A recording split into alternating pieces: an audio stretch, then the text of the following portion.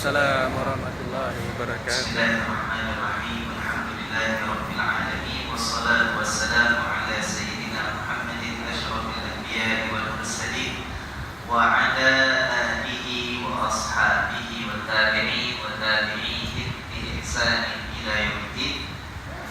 Bapak-bapak sekalian, ayo seperti biasa kita mohon kepada Allah Subhanahu wa taala, mudah-mudahan Allah kurniakan kita hidayah dan pimpinannya, ilmu yang penuh dengan barakah yang membawa kita seterusnya semakin hampir kepadanya, ilmu yang menghasilkan ketakwaan di dalam diri kita untuk mematuhi perintah-perintahnya dan meninggalkan larangannya. Dan di sini ada juga hajat daripada jamaah kita untuk kita mendoakan kesihatan dan kesejahteraan penyembuhan untuk saudari Zaitun binti Abdullah yang sedang sakit di hospital. Yang mudah-mudahan baru meninggal. Dalam surat ini kata minta penyembuhan ini sudah, tapi berita yang terakhir sudah pun sampai ajalnya. Ya mudah-mudahan perginya beliau itu dalam keadaan dirahmati oleh Allah Subhanahu wa taala, diampunkan segala kesalahan yang mungkin pernah dilakukan semasa hidupnya, diterima segala amal ibadah dan kebaikan yang pernah dilakukan masa hidupnya, dan juga diberikan ketabahan kepada keluarganya, dan juga diampunkan kita semua daripada apapun kesalahan dan kesilapan yang pernah kita lakukan. Dengan niat doa yang demikian, Fatihah. A'udzu billahi minasyaitonir rajim. Bismillahirrahmanirrahim. Alhamdulillahi rabbil alamin. Ar-Rahmanir Rahim. Maliki yaumiddin. Iyyaka na'budu wa iyyaka nasta'in. Ihdinas siratal mustaqim. Siratal ladzina an'amta 'alaihim ghairil maghdubi 'alaihim waladdallin.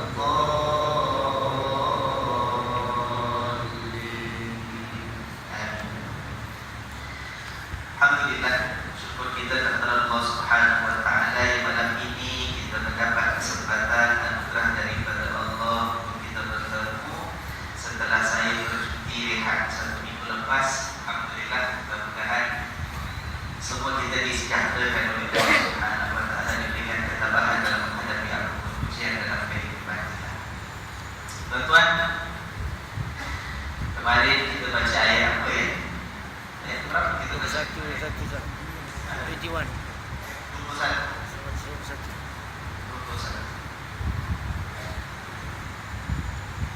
Oh, cerita suami isteri kemarin. Alhamdulillah. Ya, mudah-mudahan ada manfaat kepada kita bersama ya. Baik, sebelum kita teruskan dengan ayat yang lain pada hari ini, saya nak mula dengan sebuah cerita dulu.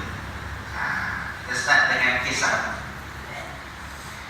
Diriwayatkan oleh Al-Imam Abu Dawud, Al-Imam An-Nasai, Al-Imam Al-Tirmidzi, dan juga Al-Imam Al-Hakim rahimahullah, bahawa pada satu ketika diceritakan oleh Sayyidina Ali bin Abi Thalib.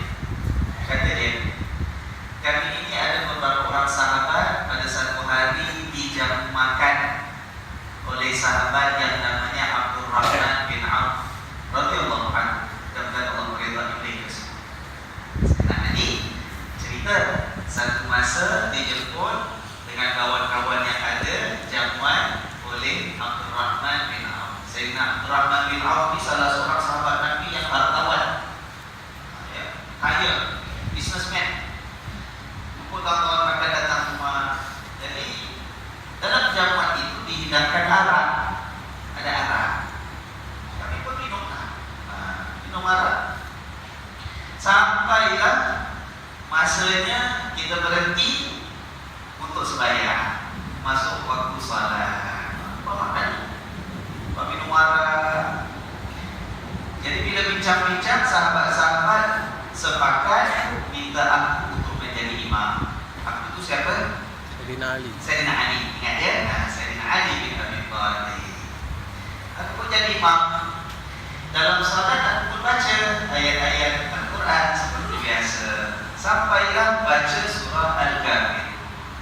Dan apa yang aku baca ialah Qul ya ayyuhal kafirun, katakanlah wahai orang-orang kafir, la a'budu ma ta'budun, aku tidak sembah apa yang kalian sembah, wa nahnu na'budu ma ta'budun, dan kita orang ni semua sama-sama sembah apa yang kalian sembah. Apa tak? Senang itu ayat Quran kan? Orang isu surah Kafirun tak lupa takkan saling ahli lupa kan? Tapi sebab baru minum. Fikirannya tadi tak betul. Sebab Arab itu telah mengganggu kewarasan akan fikiran mereka. Lalu kemudiannya selepas peristiwa itu berlaku, kesilapan dalam membaca ayat Al-Quran sampai mengubah sama sekali maknanya, lari jauh daripada apa yang ditetapkan oleh Allah Subhanahu wa ta'ala. Kemudian yang turunkan ayat mengatakan, orang yang beriman, jangan dekat-dekat nak solat kamu itu dalam keadaan mampu. Jangan dekat-dekat dengan waktu solat dalam keadaan kamu itu mampu. Jadi bermula daripada turunnya ayat tersebut, dikisahkan bahawa sahabat-sahabat yang ada kurangkan minum arak. Kurang minum arak.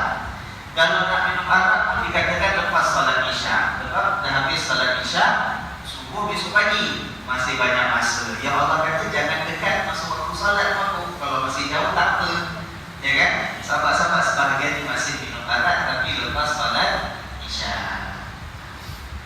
Jangan ada yang balik dulu ya, cerita belum habis. Jangan sampai sini ada yang balik. Sabar. Tetapi sebahagian sahabat yang lain dah tak sedap hati. Ada sebagian sahabat buat keputusan dah, kalau macam itu baik aku jangan minum arak sekali. Ya kan? Sebab walaupun lepas Isya, takut-takut nanti nak bangun sembahyang malam, nak tahajud, mabuknya belum hilang, kesan araknya belum habis. Dia sebagian sahabat dah mula kurangkan, tak minum arak langsung. Yang lain masih minum arak tapi lepas salat Isya.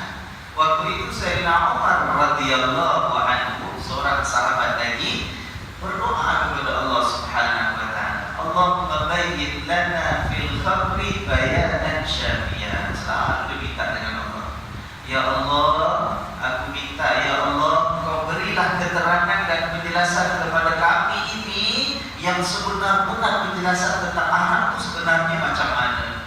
Sebab Sayyidina Umar rasa tak kena, ya kan? Kalau tak bagus sudah jangan minum. Dia tak nak minum tapi dia minta kepada Allah Subhanahu wa ta'ala. Nah, kemudiannya lepas itu, lepas berlalu satu tempoh, Allah Subhanahu wa ta'ala terus menurunkan ayat dalam surah Al-Maidah di mana Allah menegaskan, innamal khamru wal maisiru wal ansaru wal azlam rijsun min amali syaitan fajtanib. Sesungguhnya arak, judi, berhala dan pedek, ramal nasib itu adalah tuturan-tuturan daripada perbuatan syaitan. Maka hendaklah kamu jauhkan diri daripada perkara-perkara ini. Kemudian bila turun ayat itu, dah kata kena tinggalkan sebab dia perbuatan syaitan yang betul, barulah final, ya, secara mutlak diharamkan minuman arak. Jadi minum arak itu hukum haramnya bertahap-tahap. Sebelum turun ayat yang saya kata tadi, jangan dekat masuk waktu salat dalam keadaan mabuk, sebelum itu ada ayat Quran yang lain. Allah kata arak itu ada baiknya, ada buruknya, buruknya lebih daripada baiknya, ya kan? Jadi bertahap-tahap. Kenapa? Sebab minum arak merupakan satu amalan kebiasaan yang memang dah berdarah daging dalam diri orang-orang Arab sebelum datang Islam. Nak suruh terus tinggalkan arak, belum tentu semua orang mampu tinggalkan. Bagaimana itu jadi kebiasaan? Sarapan makanan untuk pun minum arak juga. Pukul 10 minum makan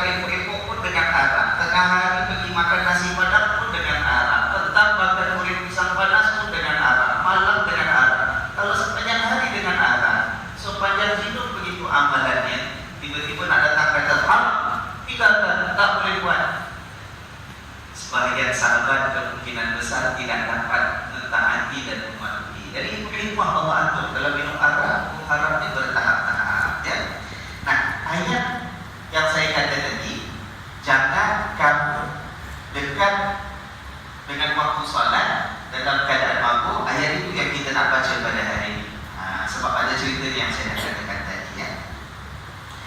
Ayo mari kita lihat ayatnya dalam ayat yang ke-43 surah An-Nisa. Masih surah An-Nisa, surah yang sama tapi ayat 43. Oke.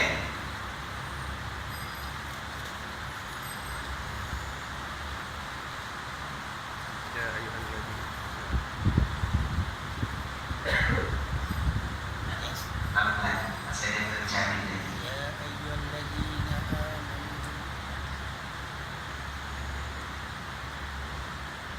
Boleh? Baik, ayat 43 surah An-Nisa. Ayat itu perhatikan bersama.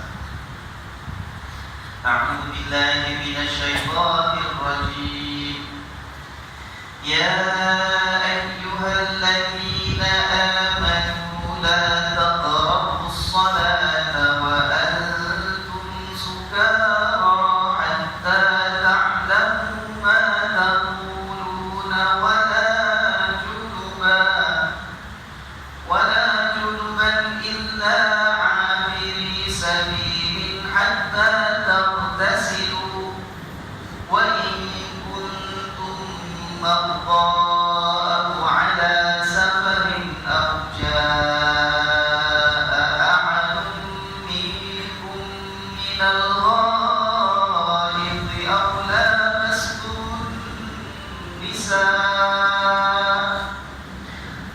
أو لامستم النساء فلم تجدوا ماء فتيمموا صعيدا طيبا فامسحوا بوجوهكم وأيديكم إن الله كان عفوا غفورا صدق الله العظيم. Yang bermaksud, wahai orang-orang yang beriman, ya ayyuhalladzina amanu, la taqrabus shalah. La maknanya jangan. Taqrabu, jangan kamu mendekati as-shalah, jangan kamu mendekati salat. Wa antum sukara, dalam keadaan kamu itu sukara. Sukara maknanya mabuk. Kan ingat cerita tadi. Kenapa ayat ini diturunkan? Jadi Allah tak izinkan lagi. Dan tahu nanti nak solat, kalau sekarang masih minum, takut nanti solatnya mabuk, maka jangan minum sekarang. La taqrabus salata wa antum sukara, dalam keadaan kamu mabuk. Hatta, sehinggalah, ya Allah, kalau sekarang tak boleh minum, sebab takut nanti kita dekat dengan waktu salat kita mabuk. Jadi bilanya yang kita boleh minum? Allah kata hatta, nanti sampai ataupun sehingga ta'lamu ma taqulun, sehinggalah kamu mengetahui dan mengerti apa yang kamu sebutkan, apa yang kamu ucapkan. Maknanya bila nak masuk waktu salat, pastikan kamu sudah sedar, sudah waras, ya, sudah tak mabuk lagi. Jadinya bila kamu solat, apa yang kamu ucapkan, kamu mengerti. Kalau masih mabuk, takut kita cakap, kita tak perasan apa yang kita tuturkan. Itu kata Allah SWT, hatta ta'lamu ma taqulun, sehinggalah kamu mengerti apa yang kamu ucapkan. Wala junuban, dan jangan pula kamu itu mendekati solat dalam keadaan kamu junub. Dalam keadaan kamu junub, illa abiri sabilin, kecuali kalau kamu sekadar berlalu saja, lintas lalu saja. Ya, kecuali kalau kamu melintas lalu. hatta tamtasilu, sehinggalah kamu mandi terlebih dahulu. Nanti kita akan uraikan belakang ya. Tak tahu dalam terjemahan itu dia tulis jangan kamu mendekati salat juga dalam keadaan junub ke, ataupun jangan kamu mendekati masjid. Masjid, ada yang terjemah masjidnya. Ya, tapi saya kata tadi jangan kamu mendekati salat dalam keadaan junub. Ini macam mana? Nanti kita akan uraikan. Jadi ada dua larangan daripada Allah. Allah kata, hei orang beriman, nomor satu, jangan dekat dengan salat dalam keadaan mabuk. Sampai kamu waras nanti sedar apa yang kamu bacakan ataupun bicarakan. Nomor dua, jangan juga kamu mendekati salat. Dalam sebagian terjemahan, jangan kamu mendekati masjid dalam keadaan kamu junub sampai kamu mandi dahulu, kecuali orang-orang yang melintas dan mana? Sambungan dia, kita tengok terjemahan dia dulu ya. Wa in kuntum marda, dan sekiranya kamu itu sakit, au ala safarin, ataupun sedang bermusafir, au jaa ahadun minkum minal ghaib, ataupun kamu baru saja kembali daripada tempat buang air, au lamastumun nisa, atau kamu baru saja menyentuh orang wanita, falam tajidu ma'an, lalu kamu tak timpa air, fatayammam, maka bertayamumlah sa'idan thayyiban, dengan tanah yang baik, dengan tanah yang bersih. Famsahu biwujuhikum, dengan tanah itu kamu sapulah wajah-wajahmu, wa aydikum, sapulah tangan-tanganmu. Innallaha, sesungguhnya Allah itu kana, benar-benar afuwan ghafura, maha pemaaf dan maha pengampun. Ya, kita wahai para beriman, nomor satu, jangan dekat solat dalam keadaan mabuk. Nomor dua, jangan dekat solat ataupun jangan dekat masjid dalam keadaan junub, sehinggalah mandi terlebih dahulu. Kemudian seterusnya, kalau kamu sakit atau kamu bermusafir, kemudian kamu ini baru kembali daripada tempat buang air, ataupun kamu baru menyentuh orang wanita, lalu kamu tak dapat air, tak jumpa air, maka tayamum. Tayamum macam mana? Daripada debu tanah yang bersih disapukan ke wajahmu dan kedua tangan. Selesai? Baik, satu persatu. Yang pertama sekali, Allah kata, macam cerita yang saya letakkan tadi mula-mula sebagai pembukaan, ini satu tahap dalam pengharaman arak, supaya masyarakat akhirnya betul-betul dapat buat tabiat yang barat. Bila dah bertahap-tahap, para sahabat disiapkan sedikit demi sedikit, sampai akhirnya bila turun ayat innamal khamru, arak itu, judi, berhala dan juga telik nasib itu perbuatan syaitan, tinggalkan. Pada waktu itu diceritakan betapa para sahabat Nabi semuanya yang beriman itu, mereka curah dan buang arak yang mereka ada di rumah, sampai masak tanah-tanah yang ada di Madinah. Sebab semua dah ready, semua dah siap, ya kan? Jadi yang berlaku, maka teruslah diharapkan arak, sampaikan minum arak itu dianggap dalam hukum dan undang-undang negara yang melaksanakan syariat Islam, ia di antara jenayah yang hukumannya ialah dipukul 80 kali. Itu boleh dijatuhkan hukuman itu oleh tuan hakim bagi orang yang didapati bersalah. Tapi tuan, kita nak lihat, Allah kata, Allah menunjukkan dalam ayat ini bahawa pengharaman arak itu ada tujuannya, ada sebabnya. That is the reason behind the prohibition of drinking liquor. Apa tujuannya? Apa sebabnya? Sebabnya supaya manusia ini bila beribadat dan dalam hubungan kita dengan Allah Subhanahu wa taala, jangan sampai kita ini hilang akal. Jangan sampai kita hilang kewarasan. Jangan sampai apa yang kita tuturkan, apa yang kita lakukan, tindak tanduk yang kita buat dalam kehidupan akhirnya menyebabkan penyesalan kerana kita buat dan kita cakap tanpa akal yang waras. Itu tujuan. Sebab Islam hendak manusia ini menghargai akal. Allah tak kasih akal kepada makhluk yang lain yang bernyawa. Malaikat lainlah, sebab malaikat memang ditugaskan oleh Allah untuk melakukan perintah-perintahnya. Tetapi yang diberikan akal manusia ini, Allah tak berikan nikmat akal kepada binatang-binatang yang lain. Walaupun ada saintis yang kaji yang binatang-binatang tertentu yang tahap intelligence-nya tinggi.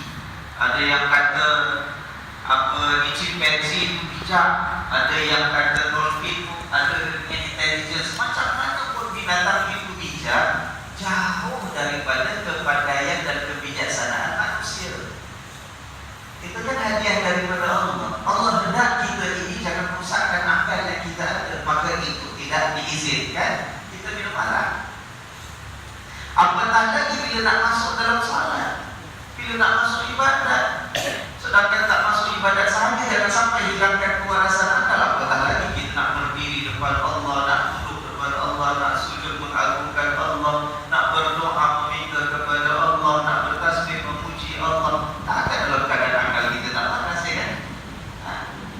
Hatta ta'lam ma taqulun, sampai kamu itu waras dan faham mengerti apa yang kamu sebutkan. Subhanallah. Dan perkara ini kalau kita lihat, Allah nak sebut tentang beberapa hukum salat, betul tak? Ya kan?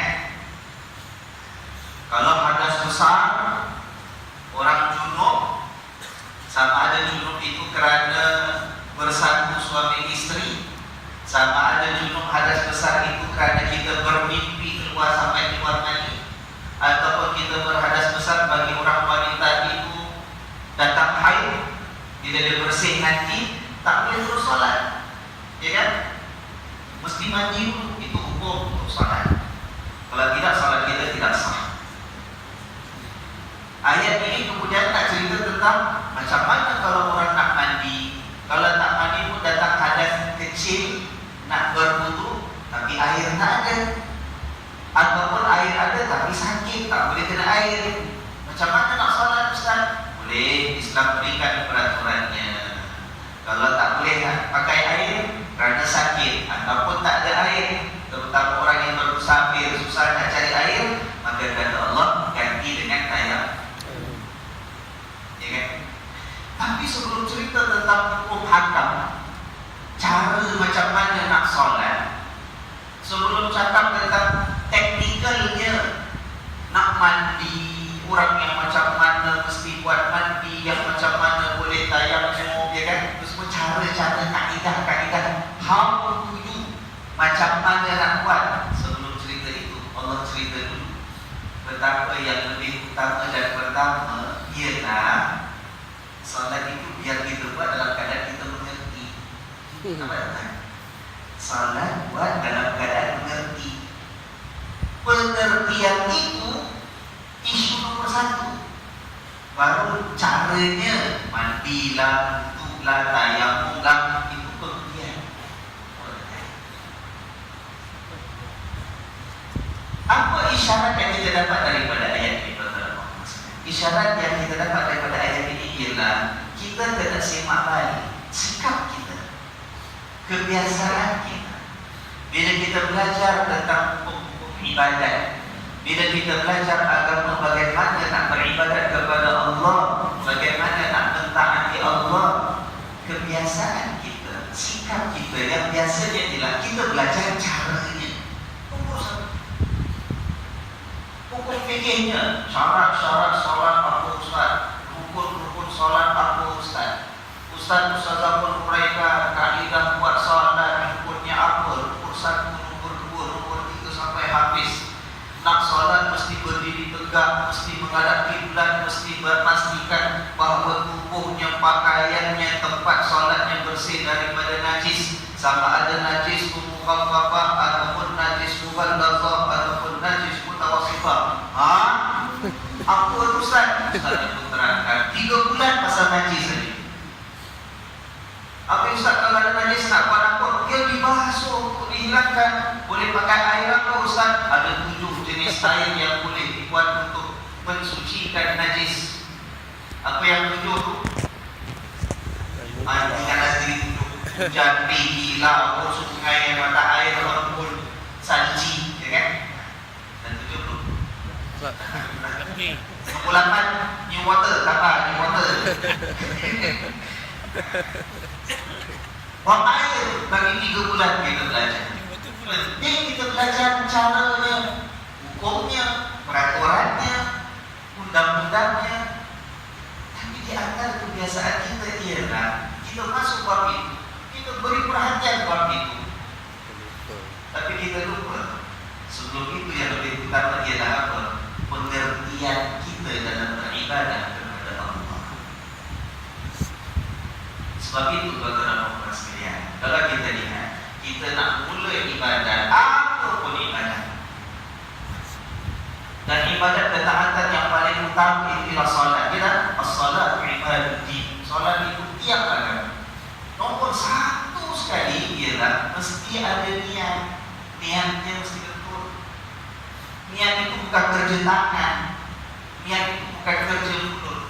Niat bukan kerja mulut.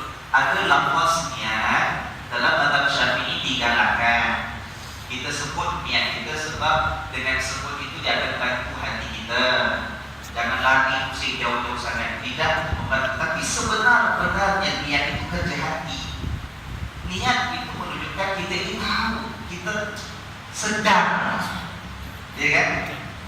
Kita sedang nak buat apa, untuk apa, kerana siapa. Kesedaran itu, pengertian itu berusaha. Kalau kesedaran tidak ada, pengertian tidak ada, kita jaga hukumlah. Salat kita sah, tidak perlu qada, tapi tidak mengangkat darjat kita kepada Allah Subhanahu wa taala sebab kita tak merasakan, kita tidak memahami dan tidak mengerti.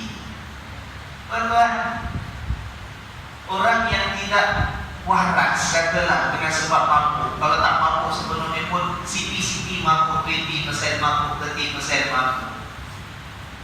Kenapa solatnya itu tidak diterima oleh Allah? Dia boleh kata, Ustaz tengok, cek, saya baca betul tak? Saya buat betul tak? Kadang-kadang dia mampu sikit-sikit, buatnya masih ikut peraturan. Dia kan, bacaannya masih betul lagi. Dia belum betul-betul mampu, cuma matanya merah-merah sikit saja. Kulitnya pun hangat-hangat sikit saja. Tapi tuan cuba kita tanya, kalau kita cek dia solat, betul lah Ustaz? Macam yang dia belajar dengan kita sama-sama dengan kuat Ustaz. Pakai baju betul, rukunnya tak tinggal. Tuan-tuan, Allah terima tak solat di sana? Kenapa? Sebab tidak mengerti. Mana boleh orang solat dalam keadaan melakukan kemungkaran, melanggar perintah Allah dalam keadaan berdosa, apatah lagi dosa besar, minum haram. Pengertian itu tidak ada. That understanding, that awareness is not there. Kalau awareness tak ada, consciousness tak ada, macam mana nilai ibadat kita? Pengertian, kesedaran, pemahaman tidak ada. Itu nomor 1. Sebab itu Allah sebut tentang mampu, tentang mengerti apa yang diucap. Nomor 1 sebelum nanti bincang masalah mandi, masalah junub, masalah wudu, masalah tayammum, itu kaedah fikihnya. Sampai depan Nabi sallallahu alaihi wasallam dalam sebuah hadis Nabi kata, "Man na'isa minkum wa huwa yusalli falyansarif wal yanam hatta ya'lama ma yaqul." Nabi kata, kalau ada siapa-siapa di antara kamu yang mengantuk ketika dia solat, wa huwa yusalli, tengah solat, siapa di antara kamu, kalau ada orang yang mengantuk semasa dia solat, Nabi suruh apa? Nabi kata, "Falyansarif," tinggalkan solatnya. Wal yanam, pergi tidur dulu. Hatta ya'lama ma yaqul, sampai dia nanti boleh faham, boleh sedar, boleh waras, boleh celik apa yang dibaca nanti dalam solat. Itu betul ke Ustaz? Hadis Nabi sallallahu alaihi wasallam nak menunjukkan betapa pentingnya kita ini solat biar betul-betul memahami dan mengerti, sebab itu yang memberikan nilai kepada ibadat kita. Sampai kan Nabi kata kalau sembahyang tengah sembahyang mengantuk sangat, maknanya sampai baca pun kadang-kadang tersasul-sasul, ya kan? Kadang-kadang sujud bingung sangat. Nabi kata kalau ngantuk jangan solat dulu, tidur dulu. Tapi ini kalau tidur confirm tak bangun punya sampai masuk subuh. Ada kebimbangan itu. Kalau ada kebimbangan itu mesti solat walaupun ngantuk. Yang kita kata tadi, kalau kita ini merasakan kita masih boleh tidak terlepas solat daripada waktunya. Itu sebab itu penting kita ini digalakkan solat pada awal waktu. Ya kan? Solat pada awal waktu. Jadi kalau waktu itu kita solat supaya jangan sampai jadi penat. Kalau kita takut, Isya pukul 8.30 boleh solat, katalah. Tak ada apa-apa kan? Malam makan, ibu beri ke anak-anak, pukul 9 dah boleh nantilah, pukul 10 nantilah, pukul 12 nantilah. Takut sampai pukul 1 dah tidur, kita baru nak ambil dulu. Waktu itu dah kan menguap 38 kali. Ya kan? Mata pun dah tak boleh buka lagi. Tapi kalau nak solat, kalau tak solat memang sampai subuh lah kita baru subuh Isya akan terlepas. Masalah kan? Masalah. Itu digalakkan solat pada awal waktu. Jadi kalau pada awal waktu itu penat sangat, ngantuk sangat, ada masa rehat dulu, letak sekejap mata, ya kan? Balik pasar, orang rumah masak, kemas rumah hari Minggu, katalah, ya kan? Lepas makan pukul 12, gitu ni, nak sembahyang pukul 1, sembahyang subuh. Oh, penat sangat lama, ngantuk abang. Sembahyang sekarang takut jadi 6 rakaat, tak rasa, katalah. Ya kan? Abang nak tidur sekejap. Boleh tak tuan?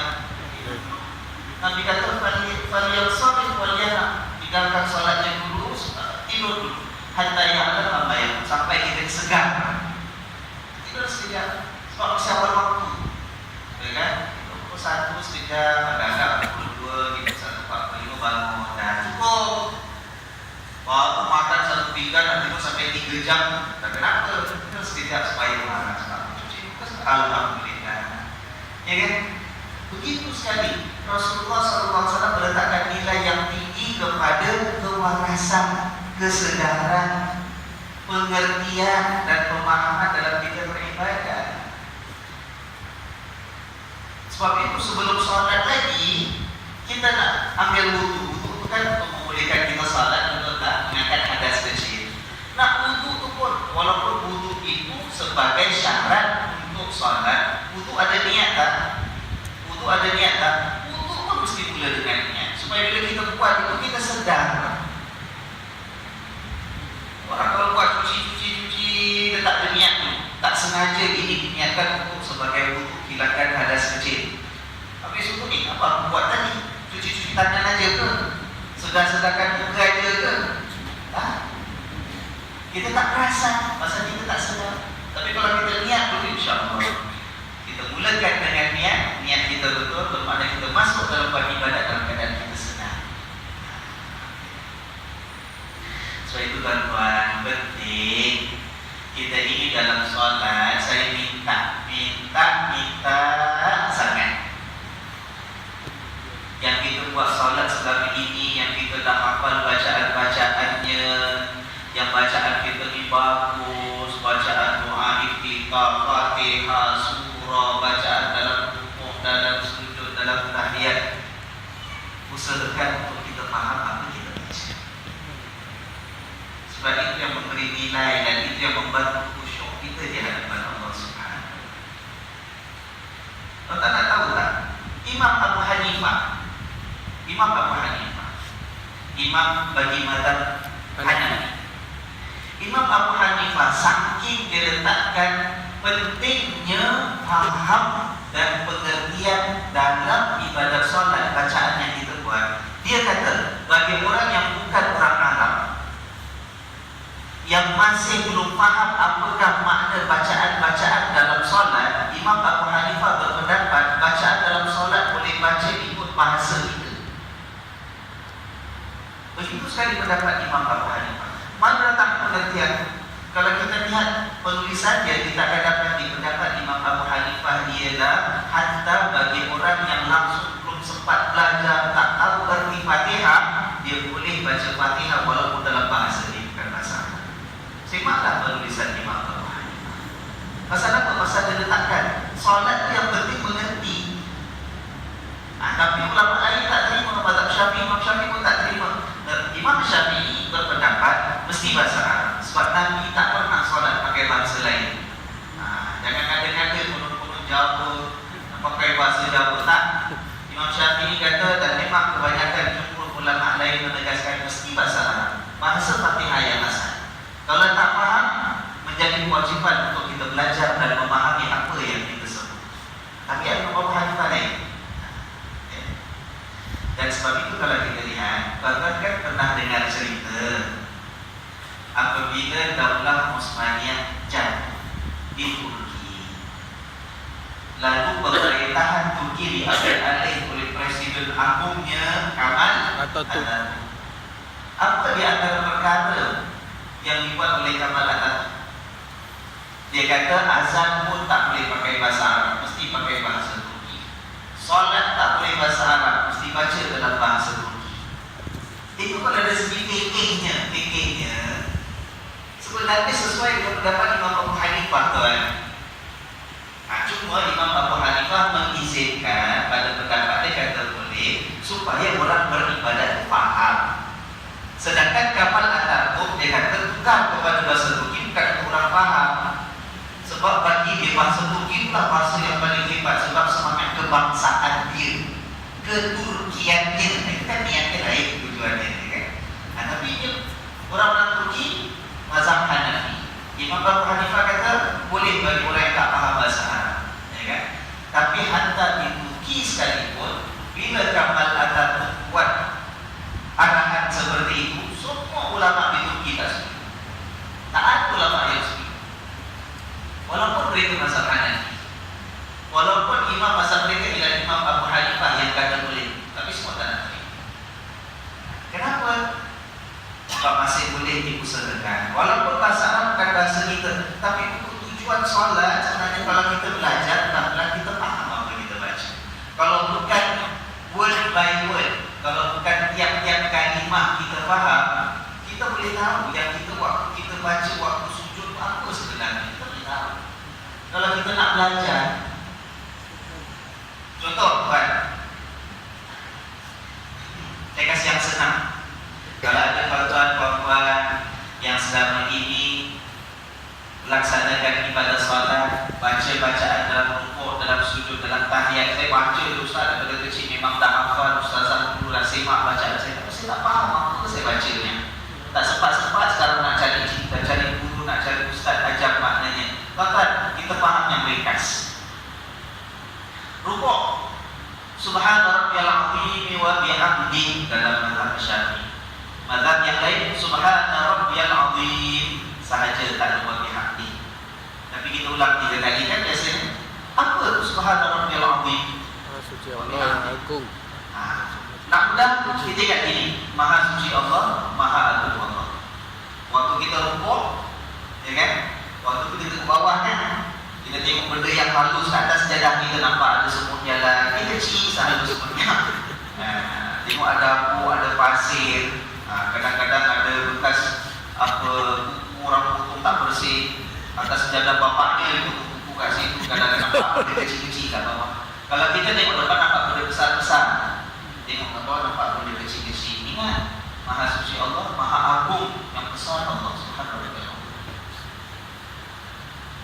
Bila kita sujud, Subhana rabbiyal a'la wa bihamdihi, ataupun Subhana rabbiyal a'la dalam tanda sebut wa bihamdihi. Kita tengah sujud kan, waktu itu tulang kita paling rendah sekali. Dalam solat tulang paling rendah sekali. Itulah wajah kita, muka kita, kepala kita dekat lantai, tangan kita, kaki kita dekat lantai. Kita rasa rendah. Subhana rabbiyal a'la maknanya Maha suci Allah, Maha tinggi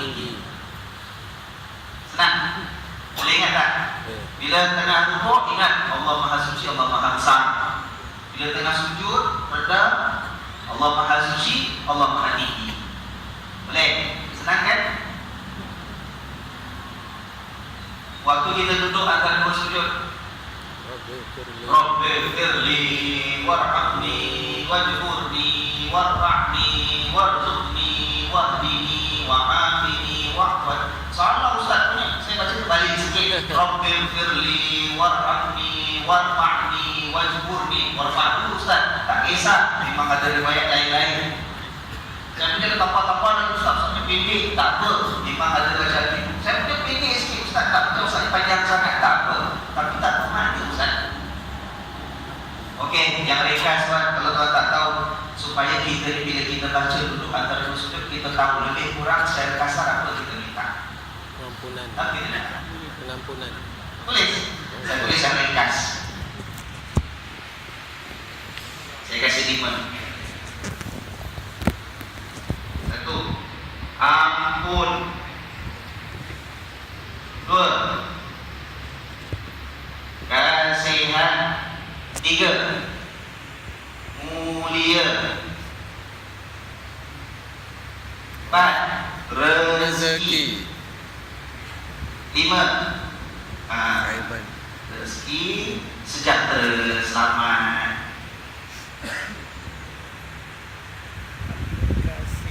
Banyak sangat Ustaz 5 ni. Okey. 3. Okey. Kita baca apa pun dia. Lebih kurang ini yang kita minta waktu kita duduk antara dua sujud. Ya Allah, ampunkan aku, kasihanilah padaku, dan tinggikan muliakan aku di sisi. Yang selama ni kita Rabbi firli warhamni wa ta'ala, benda kita tak tahu maknanya. Kalau kita boleh tahu, terima kita minta dengan Allah. Tak, ya Allah, ampunkan banyak dosa. Kalau tak baca tu. Ya? Kalau tak baca tu. Kalau tak baca, dia nak baca bahasa Melayu. Jangan macam baca bahasa Melayu. Kalau tak baca. Kalau Tuan tak baca yang full version Rabbi firli warhamni wajburni warfa'ni, Rabbi firli, ya Allah ampunkan. Rabbi firli warhamni wajburni, ya Allah ampunkan aku, kasihani aku, beri kemuliaan kepada. Tambah lagi, yang kita warzuqni, itu kita minta rezeki. Mudah-mudahan Allah kasih kita kemuliaan dalam hidup, supaya hidup kita tak sempit. Wa'afini wa'afwan, minta sejahtera Allah hidup kita, sehat, selamat. Ya kan? Kalau banyak sangat ada 3. Susah nak ingat. Waktu kita baca tu, kita ingat dalam hati kita, kita tahu yang kita minta dengan Allah. Ya Allah, aku minta ampun dosa banyak, minta kasihan aku ni lemah, minta ampun kemuliaan ya Allah. Bukan susah pun. Tapi yang penting mengerti. Kalau tidak ampun itu tak menghayati Allah kesiannya tuan-tuan. Kesian. Nah, malam ni tak ada sebab, tak ada alasan tuan-tuan tak tahu apa yang tuan-tuan minta waktu duduk antara dua sujud. Saya ulang lagi, waktu rukuk kita kata Allah Maha Suci, Allah Maha Agung. Besar. Agung. Waktu kita rukuk nampak benda kecil.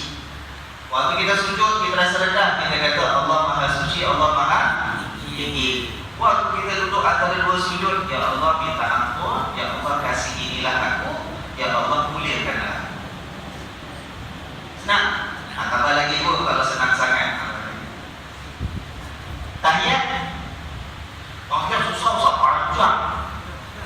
Panjang tahiyatul mubarakatus salawatu thayyibatu lillah. Ini dah. Boleh? Boleh. Ini khusus solat ringkas ya. Tapi jangan rasa ini cukup sudah. Belajar yang betul-betul, yang teliti, satu betul lebih baik lagi. Ini kan orang ni kata macam kalau tengah drive kereta, tayar pancit, pakai spek kereta tak apa yang ada walaupun tayar kecil sikit, lembik sikit tak pasal boleh jalan.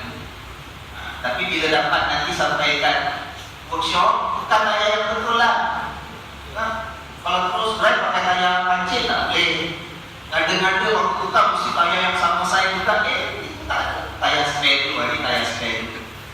Ya, tapi cari workshop, belajar betul-betul, satu persatu apa yang kita baca. Jadi, tahiyat. At-tahiyyatu wa salawatu lillah. Solat. Makna solat. Itu ayat pertama. At-tahiyyatul mubarakatus shalawatu thayyibatu lillah. Yang pertama itu apa? Tahiyat. Segala kemuliaan Kemuliaan. ini Allah.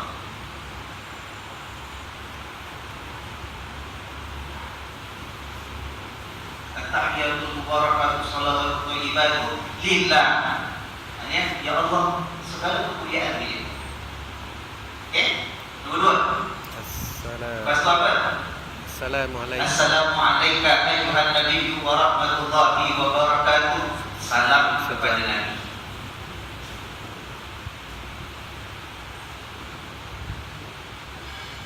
Okay? Assalamualaikum ayuhan nabiyyu wa rahmatullahi wa barakatuh. Sebenarnya kita beri salam kepada Nabi. Buat tiga. Salam kepada dia. Assalamu alayna wa ala ibadillahil salihin. Salam kepada kami. Sejahtera untuk kami. Sejahtera. Untuk kami semua. Baik. Satu, ya Allah, kita berbicara dengan Allah. Ya Allah, segala kemuliaan, keagungan, semua yang hebat Kau punya ya Allah. Ini. Kedua, Assalamualaikum warahmatullahi wabarakatuh. Sejahtera salam kepada ya Rasulullah, kepada Nabi. Kita Allah sampaikan ucapan salam kita kepada Nabi. Nombor tiga, Assalamualaikum wa ala ibadillahi salihin. Kita minta Allah beri sejahtera kepada kami.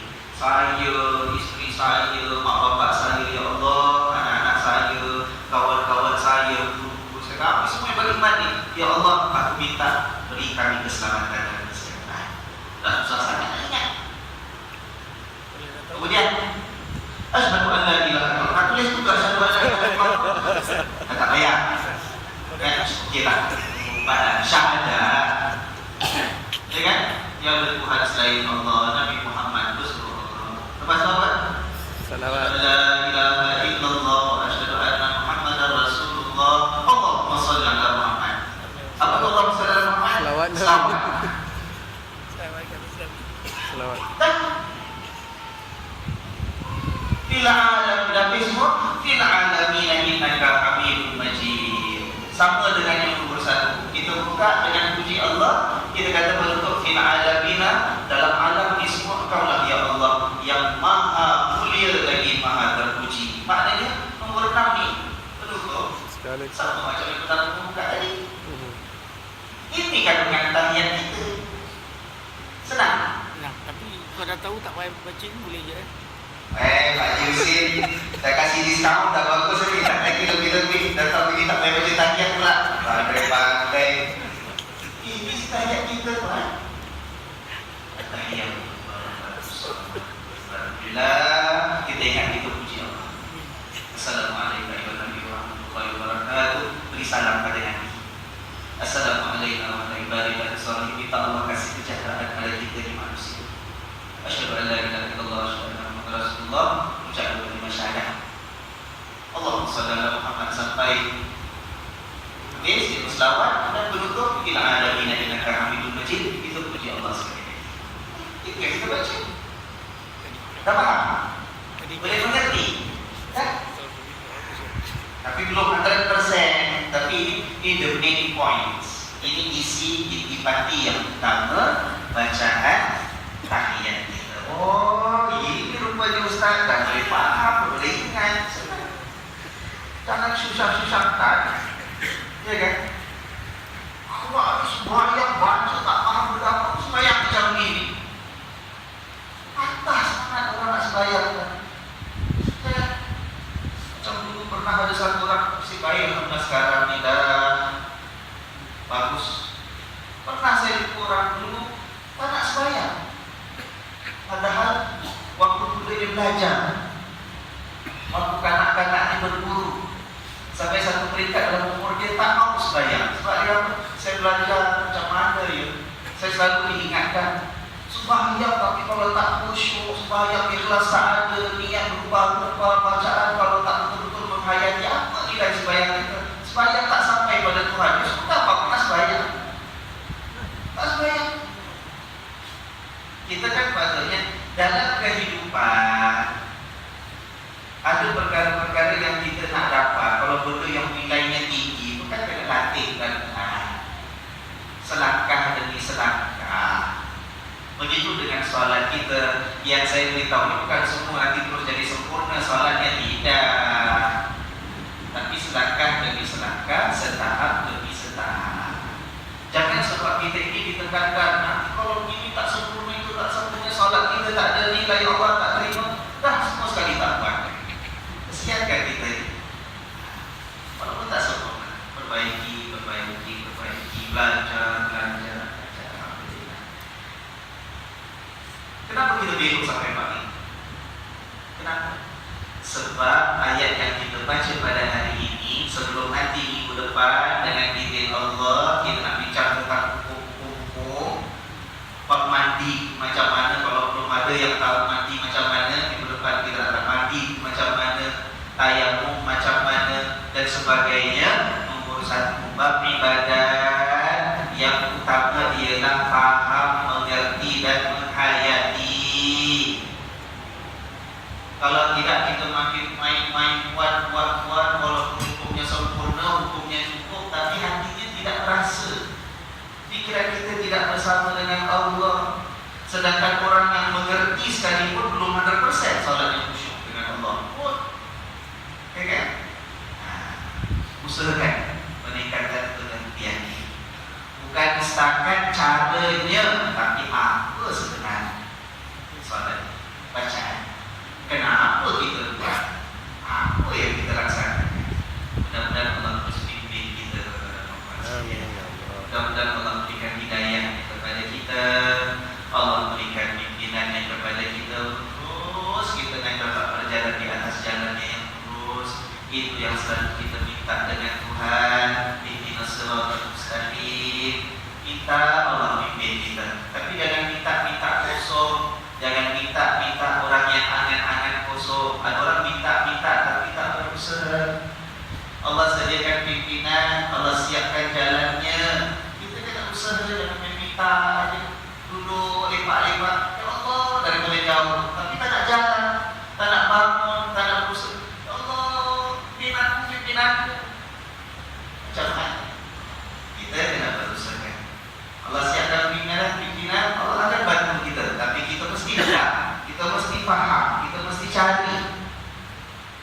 Allah akan pelihara kita dengan ini. Orang sembahyang cuma baca Fatihah ya, surah tak dibaca boleh tak Ustaz?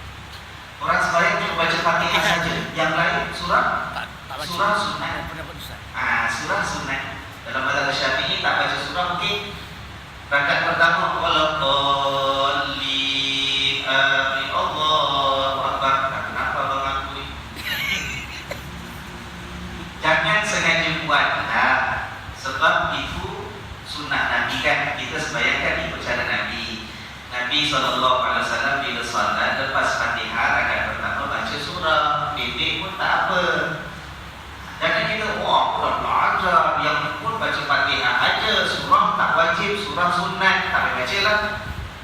Ihdinas siratal mustaqim, siratal ladzina an'amta 'alaihim ghairil maghdubi 'alaihim waladdallin.